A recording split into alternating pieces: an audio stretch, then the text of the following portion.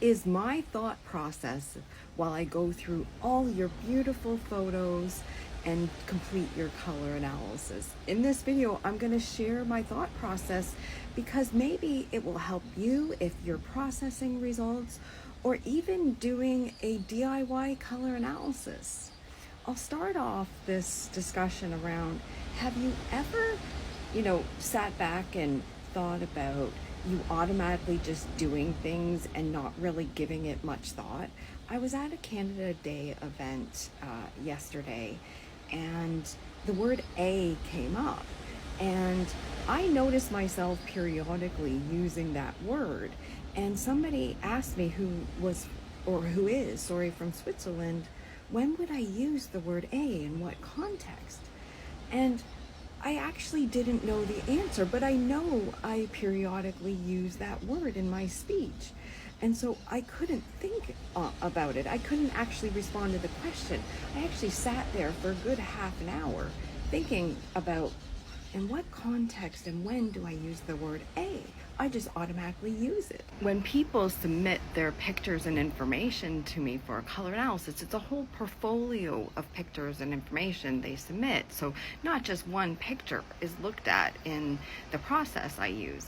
And so the first thing I do is look at your beautiful historical pictures over time. And I must say, I just get a warm and fuzzy heart viewing those, to be honest, because you guys are so gorgeous and cute. Looking at your younger photos, oh my goodness, I just want to squeeze those cheeks sometimes. But in actually completing the analysis, I do review the historical pictures first to understand somebody's coloring over time and their skin characteristics, what their natural hair color was over time and things like that. And then secondary, I'll look at the eye picture. I will say over time, I've started to place less importance on the eye picture, while the eye definitely can tell me certain things. So eye color is irrelevant in color analysis. I'm looking at the features of the eye, like the pattern and things like that. Call it eye pattern hypothesis, but I don't let that guide the analysis because I've seen summers with true autumn looking eyes, and it's only when the process is done and I actually go back and relook at the person's eye who received a true summer result, I go, oh yeah, it does have soft and cloudy features, for example. So up front, I'll look at the eye picture, but I'll mainly look at the eye picture as I've gotten at the result and then correlate it to the result. I'll look at the supporting color picture that you guys supply, mainly so that I can see some features of other areas of your skin. And then of course I look at the color comparisons that I do. And so step one is looking at cool versus warm. Step two is looking at home season, winter, summer, spring, autumn, and then step three is determining what sort of home season you are. Do you have a combination of coloring of seasons in you, or are you a true season? So that is day one. I look at photos submitted on day one and sort of come to a conclusion.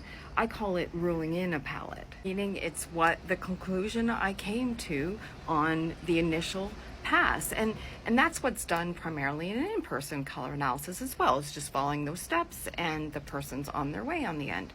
But with a virtual analysis, I really appreciate that it gives me some time to sit back and reflect and look at different angles, whereas an in-person appointment is usually a structured amount of time, perhaps people looking over your shoulder.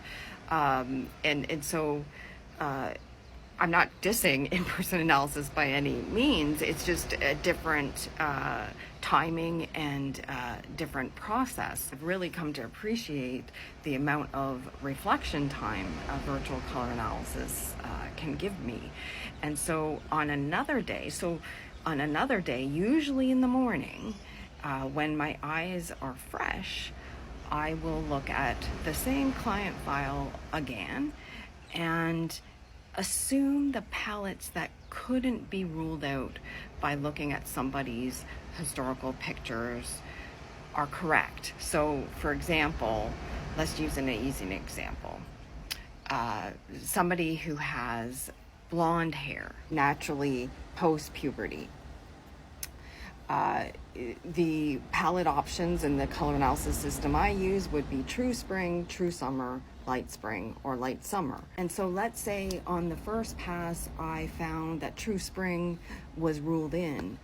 On the second day, I will assume True Summer, Light Summer, and Light Spring are correct, and really put those other palettes to test to try and prove my True Spring result wrong, meaning the True Spring result on day one, prove it wrong. So I sort of test things in both directions, and say on the day two test day, when I looked at things with that sort of mindset and with fresh eyes, I come to a different result.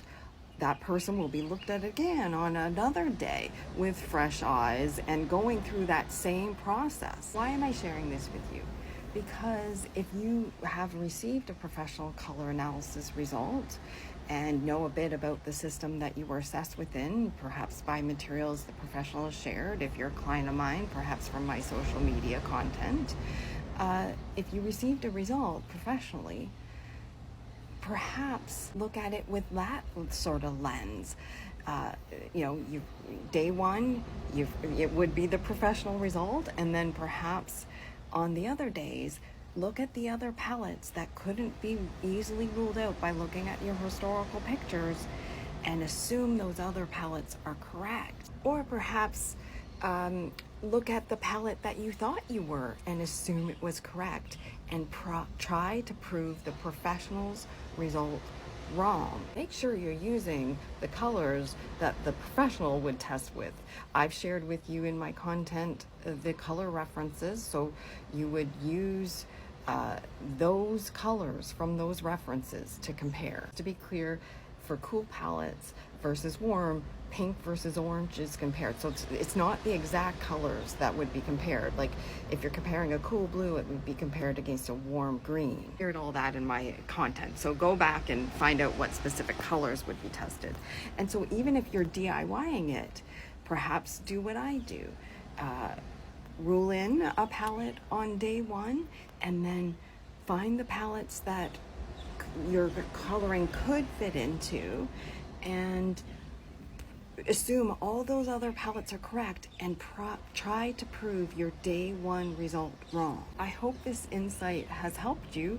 I've never really sat back and thought about my process before I was asked about that question, and so I thought sharing this may help you if you're processing results or even doing a DIY process.